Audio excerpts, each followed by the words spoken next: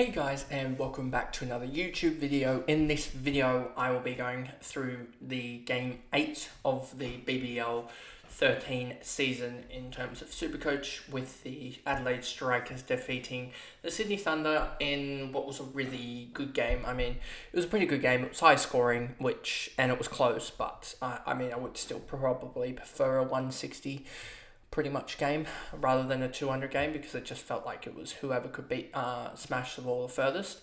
And Adelaide just had a lot of guys that could do that, and they ended up winning.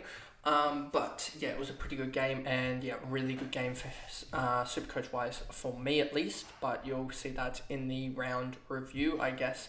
But we'll touch on it slightly when we go through all these.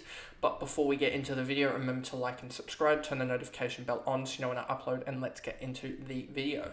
So as you can see here, I'll be going through, as I always do, and going through the batters, then the bowlers, and then the other innings, the batters and the bowlers. So first off, we have Sydney Thunder, Cam Bancroft, 74 of 54.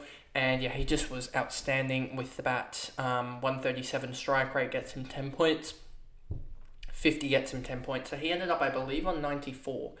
Yeah, he ended up 94, top scoring for the Thunder. And even in such a tight game, you can see the difference between the Sydney Thunder and the Adelaide Strikers points-wise. And I believe that's because a lot of the, if we just look at here, you'll see only one catch for Adelaide as well, and for Sydney, and Adelaide had 5 catches, so that's 40 points in itself. Let me make this a little bit bigger for you guys. There you go. So that was the difference, as well as 3 extra wickets did, and a little bit worse economy rate should help the two economy bonuses for Adelaide, whereas only 1 for Sydney Thunder. That's where you're starting to get the differences, as well as the catches. So that's 45 points there, as well as the 3 wickets, so 105-ish points the difference there. And you can see the overall difference is actually only 86, so there would be some blowback, I'm guessing, in the strike rates or something in the favour of the Sydney Thunder. But anyway, so you can see, if we go back to them, Cam Bancroft, 94 is absolutely huge. Alex Hales got to 18 off 7. Didn't get that strike rate bonus because he needed 1 more shot. If the ball he'd gotten out to, if he'd hit it away for 4, we'd be looking at him on 47, I think. But he ended up only on 18. So he's not going to hit his break even by 48, as this wanted to refresh. He didn't hit it by 48, I believe I said. So 48, that's going to drop him another 11k, I reckon, maybe even 10k.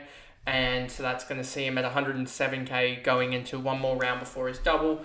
And his break even's probably going to hold at like 70 or something like that. And we're really going to see him not necessarily struggle, but he's going to drop very, very quickly, I reckon. He could easily be sub 100k before their double, which could be an option.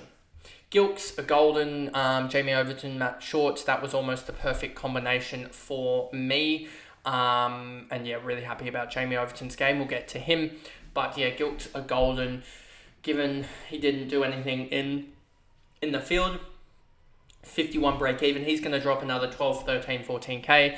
And something like that, and he's going to be around that 80 to 85k range, and that'll be just really cheap. So anyone that brought him in initially is really just getting hammered by that, as he's going to lose 20k just because of his performances. And it just shows the difference between a wicketkeeper batter and a batter only, and also that bowler. As the bowler's on a bad day, if you look at it, Hatcher had a really bad day, he got 2 points.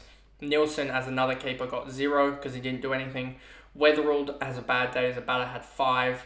Baisley with the ball, he took a catch as well, so he got to 11. Chris Green had a bad day, he had 11, but it just wasn't the pitch for Chris Green. And I'm actually looking at him in the double as well, given that his cash gen is going to be stopped now, and so he's now going to be 168k. We'll get to him, but so I'm looking at him as well.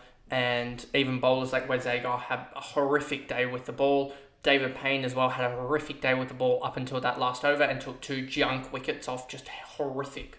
It wasn't even good bowling, and he still got to 48, so we'll get to that. Wes Agar, sort of similar. He bowled 1 good ball in the whole game, and he ended up 22, which is 11 times the amount of Hatcher.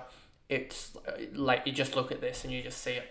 So that's the reason why bowlers are so much more in this scoring method or model, so much more valuable. Ollie Davies, 32 off 17, got off to an absolute flying start and then absolutely middled the ball off Boyce straight to Matt Short, but Matt Short has one of the safest hands in the country at the moment. Him, Jordan Silk, and like Chris Jordan are some of the best fielders that you'll see in the country at the moment. And so, we're playing in the BBL, but yeah, 32 off 17 ends up with 57, I believe. So he is one to sort of look at in their double if you want to go down that path, but I'm not necessarily going to look at the batters for the double, but maybe if their bowlers aren't looking good.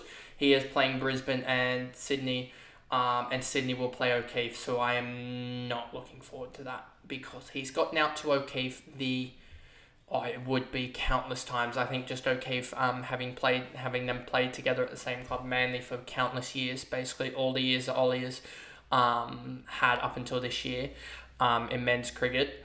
I just think Steve O'Keefe is wily enough that he's found a way to get him out pretty much countless times.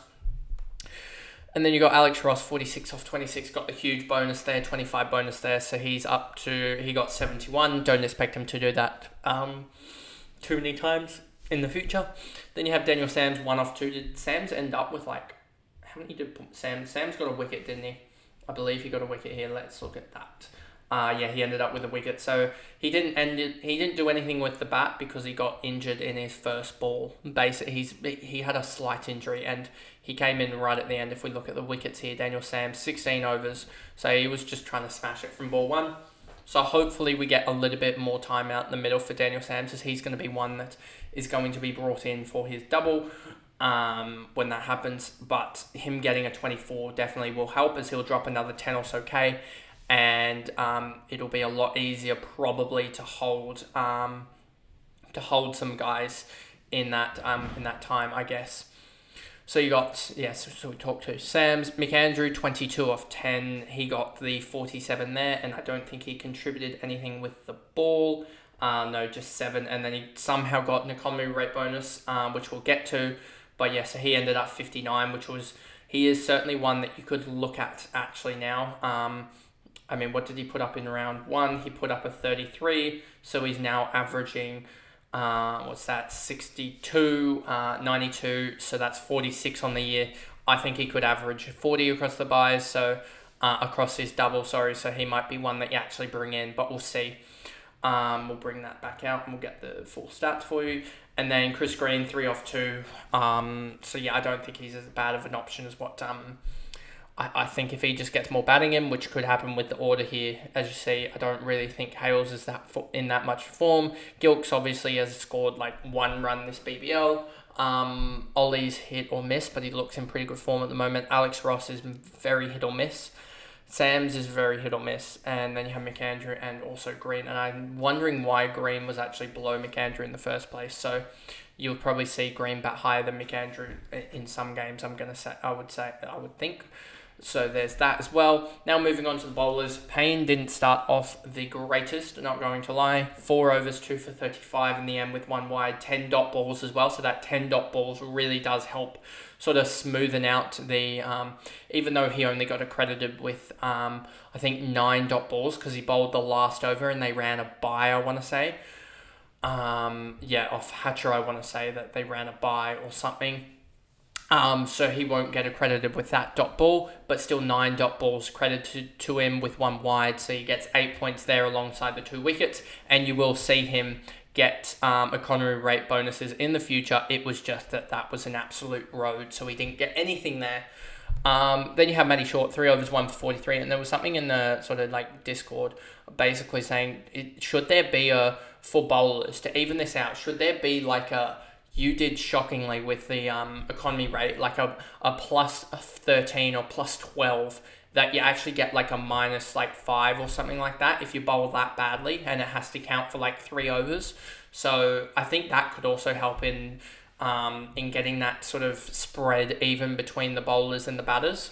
Because Matt Short, 3 overs, 1 for 43, he didn't deserve to get 22 points with the ball and have this, I mean, Wes Agar 4 overs, 1 for 44. The same as Wes Agar. They got the same figures, the same bowling wise. And he went for 3.3 runs per over more than Wes Agar.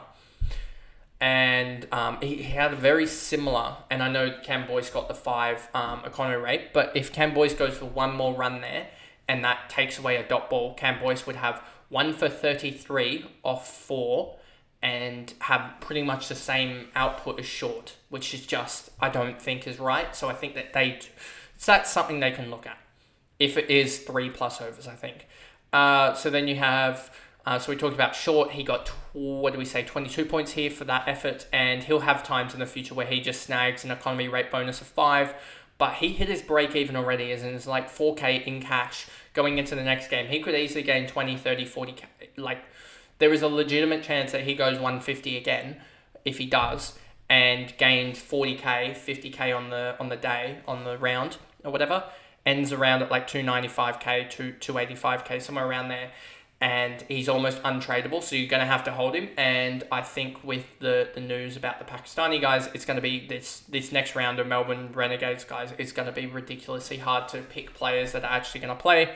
So you're going to have like guys like Kane Richardson, etc., that will hopefully play, I guess. So Jamie Overton, 4 overs, 2 for 29, 2 wides as well, 6 dot balls. So he ended up, if we look down at his stats here, 40 points for the 2 wickets, 6 dot balls, minus 2 extras conceded, 5 economy rate bonus, and then the 20 in the catcher. So he really did profit. 69 just straight up in the ball and in the field is ridiculous. And if it wasn't for the wind, he would have had 79 and broken his break even in the first game. But yeah, I'm really happy with that pickup. 5 off his break even in the first game, and I could just tell you that this was exactly what was going to happen. I said it when we did the trade targets as well, that Jamie Overton is going to be undervalued because of his stint in the blast when he wasn't bowling, because Surrey had too many all-rounders, and this is exactly what has happened. So yeah, really happy about that pickup, and just seeing him play after seeing him overseas and stuff like that, playing for Somerset and Surrey, to now see him doing it in the BBL is quite fun. Then you have Wes Agar. Didn't like the pickup in comparison. Well, him and Payne were so close, and just happy with Payne because Payne is just a more dot ball bowler, and it seems like that's profited across the one game. But I'm not going to say that Wes Agar was a bad pick yet, because he could easily, against the Sixers on a slightly juicy wicket, because it is raining currently in Sydney, and it's going to rain until Friday or Thursday night. And this is recorded on the Wednesday around midday, and it's rained the whole day. That pitch is going to be a little bit juicy, and a juicy pitch for Wes Agar. He could pick up 2 or 3 wickets and get straight level with David Payne. So I'm not going to say that was a bad pickup. He still picked up 22 points, was it, for the day, Wes Agar. If we look down here, 22 for Wes, which isn't the worst for a shocking game for him, and he'll be back. Cam Boyce, his first 3 overs weren't necessarily the greatest, but that last over that he bowled, it was, the way he was able to have the confidence to bowl like 70 k's an hour, in like the 17th over or something like that, and only go for, I think, 5 off the over with an extra or 2, maybe a leg bye or something, or no, the bye wouldn't happen, so it was just 5 off the over.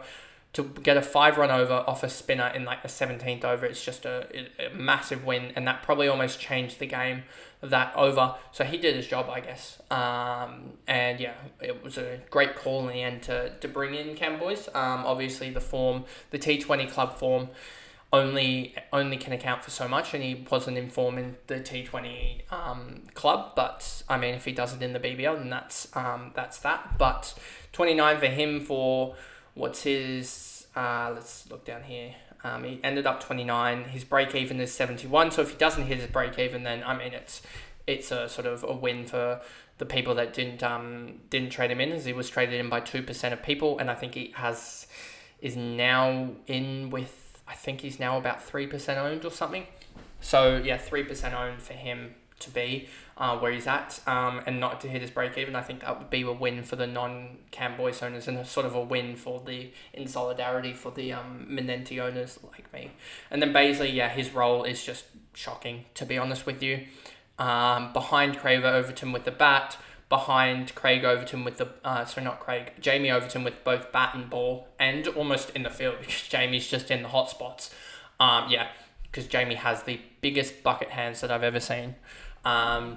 His role is just horrific, and he ended up with 11 or something we said, and his break even is huge, so he might not hit his break even now. He needs a 87 to hit his break even, and then 88 to go past it. He could do that in the next game, but I don't think he will. So yeah, I'm really happy that I faded Baisley at the moment. Then we move on to the strikers batting, and it was the short show, 82 from Matt Short. Man of the match performance there from him. What did he get? 2 catches, 1 for 43 with the ball off 3, which is not the best bowling effort, but the 82 off 41 was clear and away the best batter on the day. 5 fours, 6 sixes. 82 off 41 means that he gets a full 117 with the bat, which just shows how batters can... When batters get past 20, they're so much more valuable than bowlers, but it's just getting to 20, which is so difficult. Like, you see this Lynn one, he batted for 17 balls in the innings, didn't do anything, basically. And then Darcy Short, 66 off 47, he's turned into a massive cash cow with 91. He's already, if I quickly just go back to my camera, just so I can bring up my table, I think it's now loaded, and we do that, and then I quickly just bring it closer.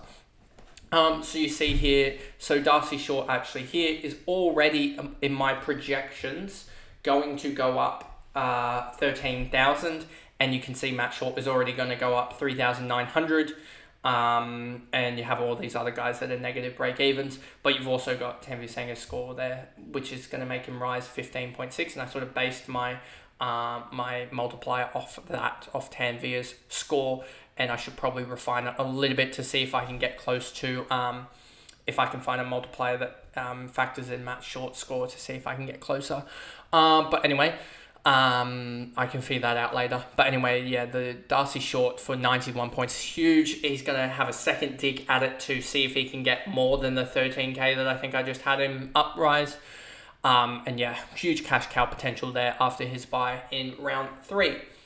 Chris Lynn, 14 off 17. This is why you don't go batters. He looked... If you said, oh yeah, there's a 200... Striker scored 4 for 205 after basically 20 overs...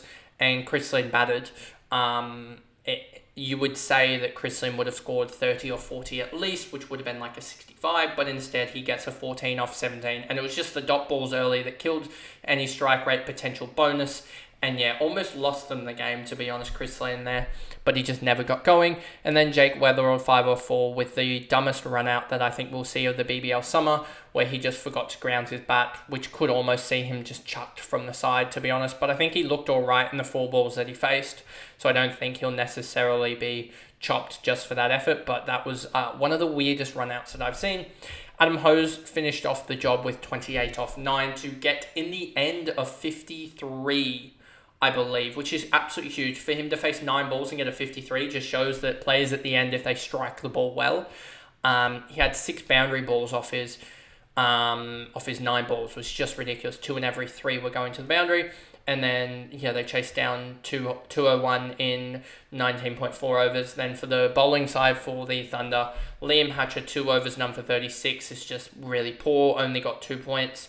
Chris Green, 3 overs, none for 25, 10 dot balls, 2 wide, so he got, 8 points there and just missed out the economy rate.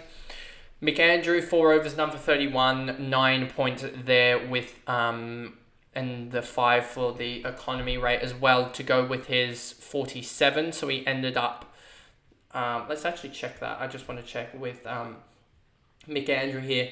So he ended up with the 47 from the bat as well as 7 and 5. So he ended up 59, which is absolutely huge. Daniel Sams, 3 overs, 1 for 35. So he ended up 23. So I'm guessing 24 potentially for him. Yeah, 24 points. So as we said earlier, he's going to drop quite a lot. And then Tanveer Sangha went for like a boundary off the last ball of his spell or whatever to negate, or a boundary in one of his last, I think it was Darcy Short switch hit him for 4 with like 3 balls to go to basically kill off his economy rate, as well as I think he went for a single off the last ball of his spell, or something. 5 dot balls, so he ended up with a 25 there. That could have easily been a 30 or a 35 if he'd gotten. He was so close to getting a couple more there, especially I think Lynn as well just had to sort of dead bat him because they had to get through him. But Tanveer Sangha in a bad day on a flat pitch to get a 25 isn't the worst, and I think he can easily in his double go and get yourself sort of. He'll probably pick up 3 wickets in the double, and 3 wickets like that is probably going to get him 100 or so points. So I still think he's going to be so valuable in the double. And then Zaman Khan tried to bowl the last over, 3.4 overs, 1 for 43. And 4 dot balls, so I think he got a 24. Zaman Khan, he got a wicket, and then he also got the run out as well, which got him that extra point, so he ended up with a 44. But anyway, that pretty much is the video there, as I've gone through all the other players and how they went, etc. But I guess I'll see you guys in the fixture 9, which I believe, if I quickly just bring this up on my, is Perth versus Hobart. So hopefully Jai Richardson can absolutely skittle the whole Hobart lineup. It's set for Ben McDermott, as Ben McDermott can hopefully make some cash on the bench there. He has a break even of, I believe, is it 29? Let me just check that quickly. So that is basically what I'm looking for out of this game. Break even of 29 for Ben McDermott, and Jai Richardson for me has a break even of 130. And then you've got Cooper Connolly. I hope he gets like a 25 or something, just so that those people that emergencyed Tanveer Sangha are in the same boat as me and basically null and void that difference there of playing Tanveer Sangha on field. But that is my thoughts, and I'll see you guys in tomorrow's game recap. Bye guys.